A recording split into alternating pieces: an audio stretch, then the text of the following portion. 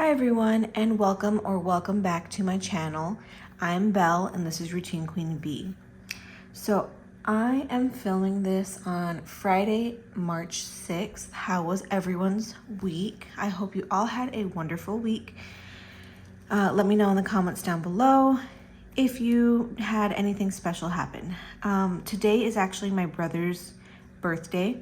However, I did see him yesterday, so I already kind of celebrated with him. Anyways, let's go ahead and get started. So today we will be budgeting my first paycheck of the month of March. I am a little bit nervous to do this budget with me because I know this is probably going to be my tightest paycheck of the year. The month of February is short, so therefore, since I'm paid semi-monthly, the shorter the month, the fewer days I have to clock in, which means the smaller the paycheck. So and I still have, my expenses are still the same. So I'm going to try and make this stretch a little bit. I do have an extra $60 to add, so I want to write that down before I forget. Let's go ahead and add up my income for the month, or for the first paycheck. So from my main job, I earned $1,261.50 or 57 cents. Then my side job, I earned $213.25 plus the $60 that I have been setting aside from previous months. So in total, that is $1,534.82. That's what we're going to be working with this time. Now, for my bills, my first bill that's due is my personal loan, and that is $410. Then I have my car insurance, which is different from the last car insurance bill that we paid. Since then, we did trade in my old car and get a new one, and we also switched insurance companies. So instead of, what were we paying? We were going to be paying $360 with our old insurance company, which is on the high end. So we ended up switching to Allstate, and they are only charging us $250 for both of our cars. So my husband and I are splitting that. So my portion is $125. Then we have our water bill, which I like to budget $115. That's usually on the higher end of what we pay for our water bill. It's usually less than that, but lately it has been pretty high. But that should still be enough to cover it, hopefully. And then finally, I have my pet insurance. I pay for our cat, my husband pays for our dog, and I always round that up to 60. So there we go.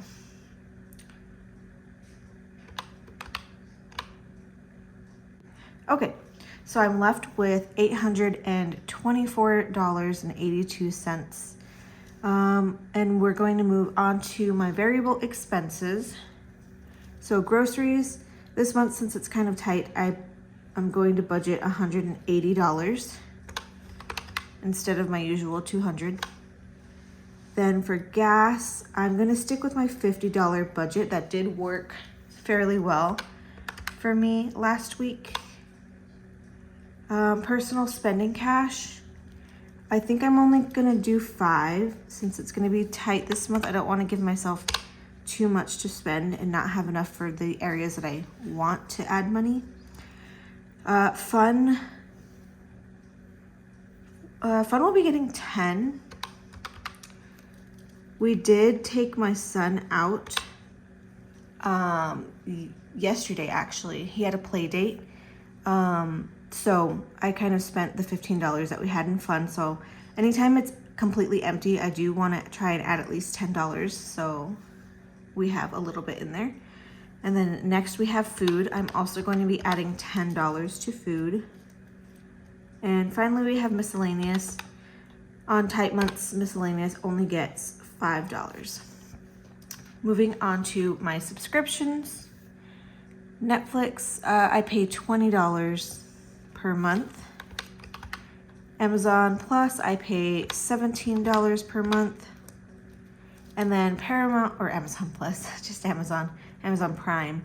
Paramount Plus, I pay $14 per month. And next is my debt breakdown.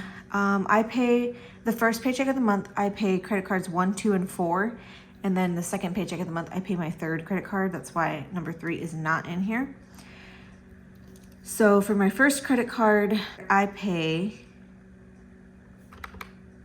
$100. My second credit card, I pay $50. And finally, my third credit card, I pay $40.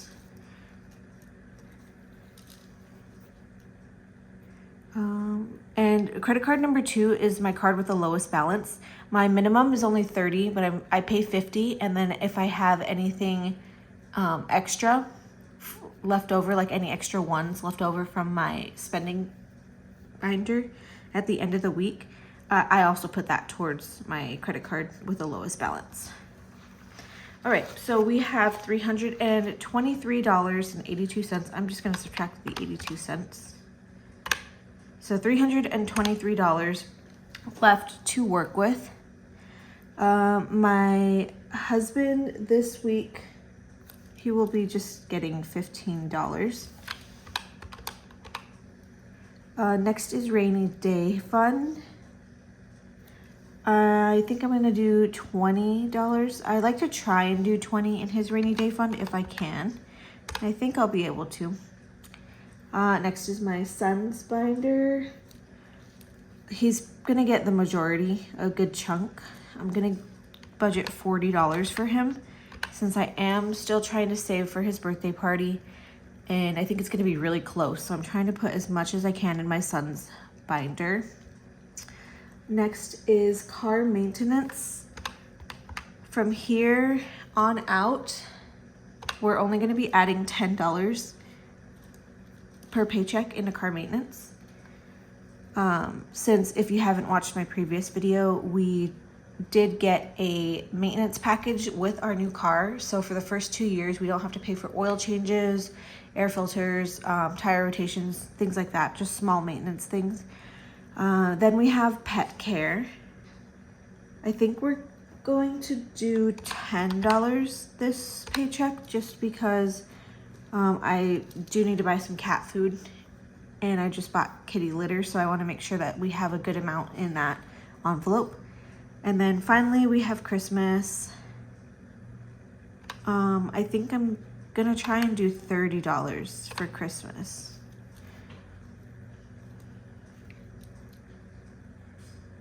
Okay, we're actually doing pretty good. Anytime we have a lot of money left over, especially on a tight month, I feel like I missed something. So I'm just gonna double check to be safe. So I did check, I'm actually on track. So I think I was planning on budgeting a slightly smaller amount for my son's school fund and my retirement, but I think with that $60 that I had set aside from previous paychecks, it bumped my budget up enough that I will be able to budget a little bit more than I had originally thought for those, which is nice. So I'm thinking, let me see. I'm definitely gonna do 20 for my savings. That leaves $178. So if I do 60 and 40, that would leave 78. That's still a little bit more than I want to have left over. So I'm thinking I will do 70 for my son, and then 50 for my retirement. And that leaves us with $58. So then we just have a couple of low priority envelopes to stuff. In gifts, I'm just going to be doing $10. I can finally drop my gift budget a little bit because my brother's birthday, I already saw him yesterday and I gave him what I wanted to give him. And my cousin's birthday is in just a few days and I have $53 left in that envelope. So that should be plenty for her. So then 10 for the next birthday. Then after gifts, we have beauty. I'm just going to do $5 in beauty. And shopping, I usually do $5 as well, but I think I'm gonna do 8 so that we have an even like 5 or 0, you know, so that this ends in a 5. So minus 8. And I did spend out of shopping, so I do want to put a little bit extra in there. So we have $35 left over. So we're going to do 20 of that for savings challenges.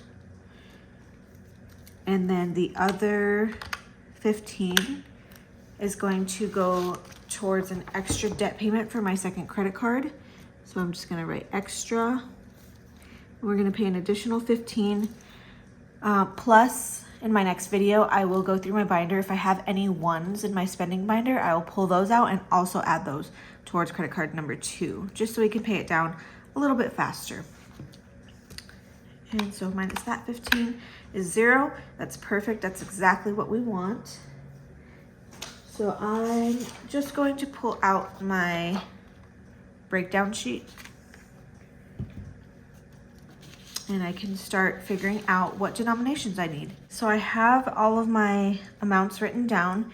Before I start breaking down the denominations, I'm going to add everything up and see what it totals to. So we have 180 plus 7. And for gas, my gas budget is $50, but I only pull out in cash the leftover from last week. So the leftover was 7. And then for personal, we are doing 5. Fun is 10. Food is 10. Miscellaneous is 5. My husband gets 15. Rainy day gets 20. My son is getting 40. Maintenance is 10. Pet care is also 10. Christmas is 30. Gifts is 10. Beauty is 5. Shopping is 8. And savings challenge is 20. 385. Oh, so close. I usually have to pull my money out from the ATM, so it has to be broken down in increments of 20. So I'm going to write another category here, back to the bank. And we're gonna have to return $15 back to the bank because I'll only be able to pull this out in an increment of 20. So I'm gonna pull out $400 and I will just redeposit $15 back into the bank once I have my denominations. So plus 15. All right, let's go ahead and break this down then. For groceries, I always like to do 150. Oh, I probably don't need this anymore. So groceries, 50, 70, 90, 110, 130.